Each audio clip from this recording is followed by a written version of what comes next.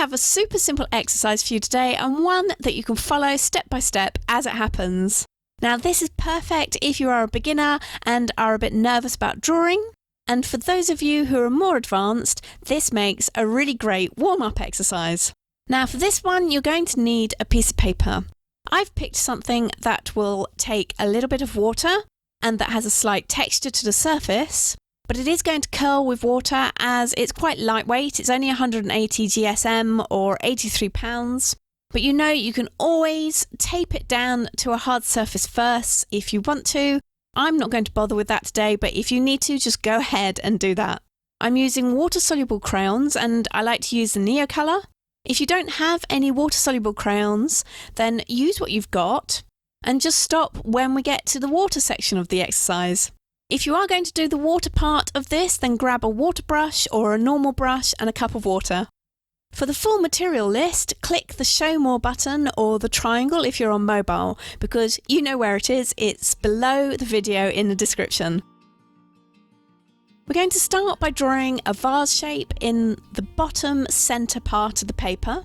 Now don't feel at any time that anything has to be exact. Hold the crayon quite loosely, don't worry about getting your marks down accurately, go for speed and expression over accuracy and perfection. Now if you find the idea of drawing the vase shape intimidating, I do have an easy template making trick that I shared in my mixed media hot project, so I've linked up that video in the cards and also in the description below for you. Another thing to keep in mind as you draw your vase shape is that there is going to be light and shade in this vase. So we don't want the colour intensity on the vase to be uniform across the whole shape. So leave some areas untouched by a crayon. For mine, I'm working as if there's a light hitting the vase on that right hand side, and the left will just be a little bit more shaded. And you can also see that I'm keeping my mark making quite rough and ready too. Next, I will place some impression of flower heads and keep the flow going, work quickly and loosely. The great thing about using crayons like this is that it's harder to be accurate. If you're using a pencil, there is more temptation to be more accurate with your mark making. So if you are using pencils, try to stay loose and keep the marks broad, and you can even use the side of the tip if you like, and this will make those marks bigger and less accurate as well.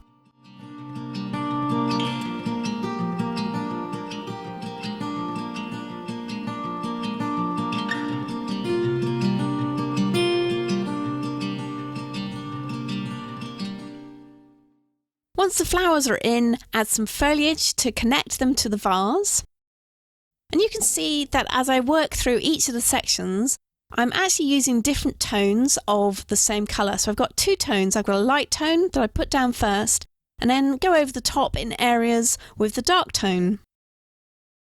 We are now going to ground the vase onto a table, and I don't want the vase to just sit on the edge of the table where it can be easily knocked over.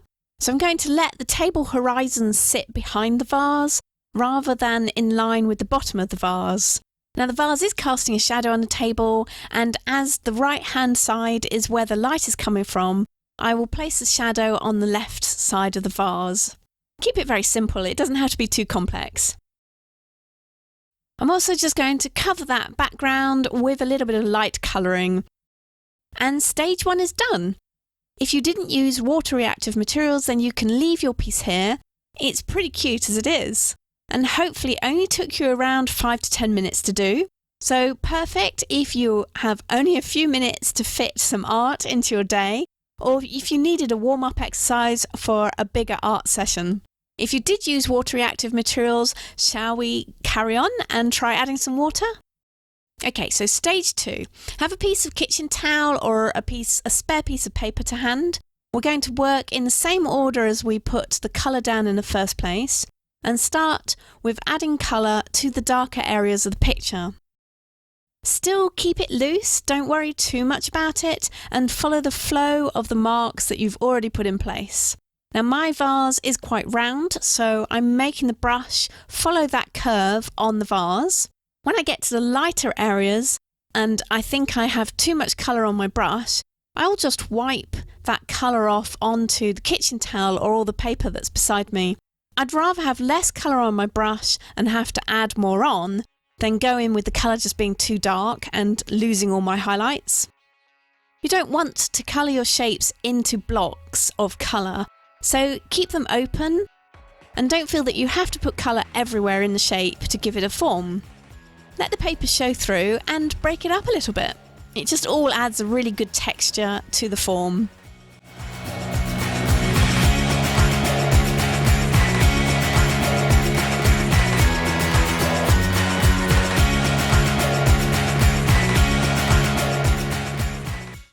I would love to see the pieces that you make from following this exercise, so don't forget to link me in on any of your social media shares, and all of my links are in the description under the video. And if you are finding the exercise helpful and you're enjoying it, then please do like the video and subscribe for your twice weekly dose of art tips, techniques and inspiration.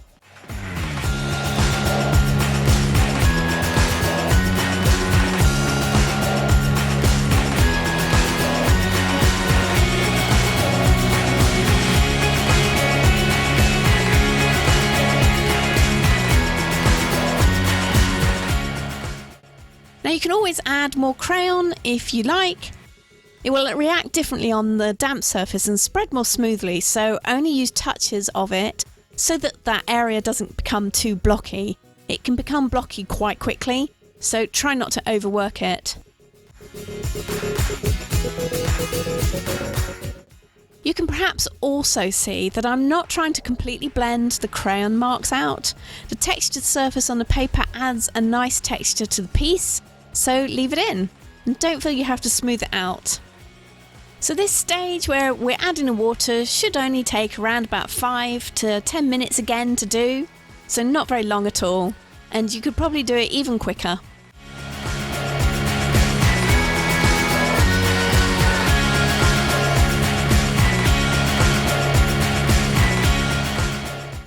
You can now let your piece dry naturally, or if like me you're in a hurry, get your heat tool out and dry it off.